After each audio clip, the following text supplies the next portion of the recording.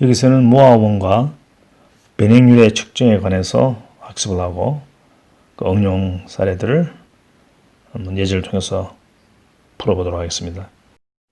이제 좌표 변환 관계식을 외우지 않아도 도형을 통해서 변형률의 좌표 변환을 가능하게 하는 모아원에 관해서 공부하도록 하겠습니다. 모아원은 응용이나 변형률 등에만 사용되는 것은 아닙니다. 2차 텐사랑이면 모아원은 어디든지 사용될 수가 있습니다. 제가 이걸 이야기하는 것은요, 변형률과 응력은 수학적으로 같은 패밀리에 있다고 강조를 했죠. 우리가 응력을 통해서 모아원을 공부를 했습니다. 별도로 우리가 공부를 할 필요 없고 적용만 하면 됩니다. 자, 먼저 입술원축, 즉 법선 변형률 축과 전단 변형률 축, 즉 2분의 감마축을 설정합니다. 응력에서 타우와 달리 2분의 감마를 사용하는 것은 이제 여러분들이 이해를 했을 겁니다. 앞에서 우리가 그 배경을 충분히 설명했죠. XY 좌표에 대한 변형률 성분이 모두 주어져 있을 때 X축을 대표하는 점 X는 좌표 입실론 X, 마이너스 2분의 감마 XY에서 결정이 됩니다. 이 점이 되는 거죠. 그리고 Y점은 이 점, 즉 입실론 Y, 2분의 감마에서 결정이 됩니다. 따라서 X점과 Y점을 연결하는 선분을 직경으로 하는 원이 모아원이 되고, 이 원이 이 원 방정식을 표현한 것입니다. 이 X점과 Y점을 연결하는 선분, 즉 직경은 반드시 이 C, 0점, 즉 2분의 입실론 X 플러스 입실론 Y, 0의 점을 지나가야 합니다. 자, 여기서 변형률의 좌표 변화를 위한 모아원을 그릴 때 원칙을 정리를 해 두고자 합니다. 화살표를 표시한 입실론과 2분의 감마축을 설정을 합니다. 그리고 반드시 좌표축을 이렇게 표시해야 합니다. 자, 이때 2분의 감마축을 위치시킬 때 시점이 도형의 중심에 가급적 오도록 하기 바랍니다. 만약 두 개의 값이 부호가 같으면 한쪽으로 치우칠 수밖에 없기는 합니다. 모아원을 작도한 후에 입술원 축과 만나는 두 점 중에서 오른쪽에 로마 숫자 1을 표시하고 좌편에는 로마 숫자 2를 표시합니다. 우리가 로마 숫자를 쓰는 것은 응력과 혼돈을 피하기 위함이죠.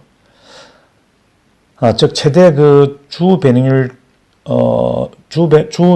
최대 주 변형률을 로마 숫자 1로 표시하고 최소 변형률을 로마 숫자 2로 표시를 합니다. 이렇게 표시를 하죠. X축에서 1축으로 향하는 방향으로 모아원상에서 두 축 간의 각도를 2세타 i로 표시를 합니다. 최대 주 변형률 축의 방향을 결정하는 것이죠. 지금까지 설명한 것이 변형률을 위한 모아원 그리기의 기본입니다.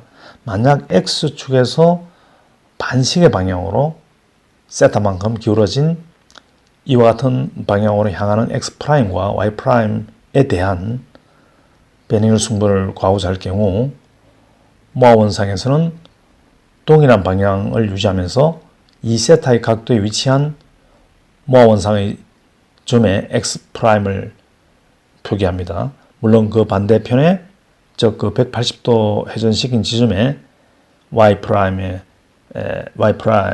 당연히 오게 됩니다. 이제 모아원으로부터 앞에서 유도한 관계식을 뽑아내 보도록 하겠습니다. 탄젠트 2세타 i는 이것분의 이것이 됩니다. 반경은 당연히 이 두 성분을 제곱해서 더한 값을 루트 취하면 되겠죠.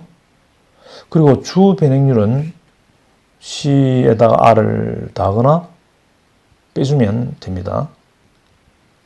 그리고 입실론 X 프라임은 여기서 C 플러스 R 코사인 이 각도, 즉 그 2세타 I 마이너스 2세타입니다. 뭐 코사인의 가법 정의를 사용하면 이렇게 되고, 코사인 2세타 I 등은 뭐 이렇게 구해져 있습니다. 따라서 우리가 뭐 이런 그 변환 관계식을 유도를 할 수가 있습니다. 뭐 이 식도 마찬가지입니다. 이 그림은 주 변형축과 XY축 및 주 변형축과 최대 전단 변형축과의 관계를 도시한 것입니다. D축은 최대 전단 변형축을 나타냅니다. 전형적인 예제 하나를 풀어보겠습니다. 변형 순분이 이렇게 주어져 있습니다. 무조건 먼저 모함원부터 그려야죠. 변형률 순분값이 대개 1000분의 1의 크기입니다. 그래서 10의 6성을 곱해서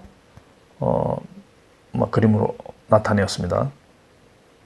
그러니 좌표축의 10의 6성을 이렇게 표시해 둡니다. 그렇지 않으면 이 수식들이 복잡하게 좀 되겠죠.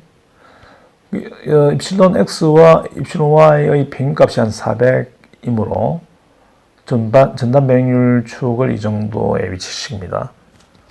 이 위치를 결정하는 데는 변형률 순분들과 또 C를 감안해서 경험적으로 결정을 합니다. X점의 위치는 마이너스 200, 마이너스 450, 즉 이 점이 되어야 합니다. 반대로 Y점의 위치는 1000, 450, 즉 이 점이 되어야 되겠죠. 이 두 점을 직경으로 하는 원이 바로 모함원입니다. 기본적으로 포기할 것은 기입을 했습니다. 주 변형률 축 2세타 I를 표기할 때 그림에서 보는 바와 같이 X축에서 시작한다는 점을 잊지 말기 바랍니다. 자, 문제에서 XY 좌표계와 시계의 방향으로 30도 기울어진 X', Y' 좌표계에 대한 변형률 순분을 구하고자 합니다. 이 경우 그림에서 보는 바와 같이 X', Y' 점은 이곳과 이곳에 각각 위치해야 합니다. 언프라임 축, 즉 우리가 프라임이 찍히지 않은 축, 즉 원래의 축과 60도 차이가 있어야 합니다. 이제 남은 것은 기하학적으로 구체적인 수치를 계산하는 것밖에 없습니다. 응용에서도 강조했지만 1:1 크기를 유지해서 모함원을 작도했다면 눈대중으로 90% 정도는 맞출 수가 있습니다.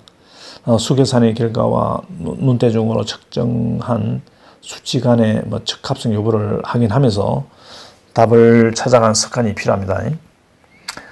성적, 꼭 성적뿐만 아니라 여러분들의 역학적 사고력 함량을 위해서 필요합니다. 가령 이 각도는 약 40도가 되겠네요. 그죠? 이게 60도니까. 그러면 이 각도가 140도가 되고, 세타 i는 그 절반인 약 70도가 됩니다. 실제 기하학적으로 계산했더니 71.6도가 나왔네요. 물론 답을 쓸 때 반드시 이렇게 방향이 함께 표시되어야 합니다. 다른 수치들의 계산은 여러분들이 직접 해보고 제가 요약해 놓은 것과 한번 비교해 보기 바랍니다. 유의해야 할 점은 감마 값을 구할 때 이와 같이 2분의 감마를 먼저 구해야 한다는 점입니다. 응력은 타우를 바로 구했지만, 응력에서는 우리 타우를 바로 구했지만 여기서는 우리 2분의 감마를 먼저 구해야 됩니다. 그리고 10의 많은 육성을 최종적으로 곱해 줘야 한다는 점도 꼭 기억해야 할 사항입니다. 이제 변형률 성분의 측정에 관해서 살펴보도록 하겠습니다. 스트레인 게이지라는 센서가 있습니다. 이 그림은 스트레인 게이지를 개념적으로 나타내고 있습니다. 이렇게 일종의 전선을 여러 겹 해둔 것은 신호를 증폭시키면서 측정치의 신뢰도를 향상시키는 데 목적이 있습니다. 이 스트레인 게이지를 측정점에 원하는 방향으로 부착을 시키면 구조물의 변형과 함께 길이 변화가 발생합니다.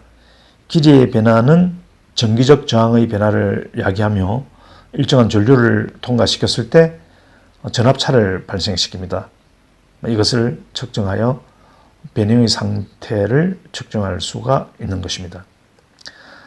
한편 하나의 평면에서 정의되는 변형률 성분은 3개이므로 하나의 점에서 세 방향의 법선 변형률을 측정함으로써 전단 변형률을 포함한 3개의 변형률 성분을 모두 구할 수가 있습니다. 이 식에다 미리 결정한 상대 각도와 그 방향으로 측정된 법선 변형률을 대입하면 이렇게 됩니다. 미수가 3개이므로 세 방향으로의 법선 변형률을 측정하면 3개의 식을 유도할 수가 있습니다. 따라서 기준 좌표에 대한 변형률 성분을 모두 결정할 수가 있는 것입니다. 예를 들어 보겠습니다.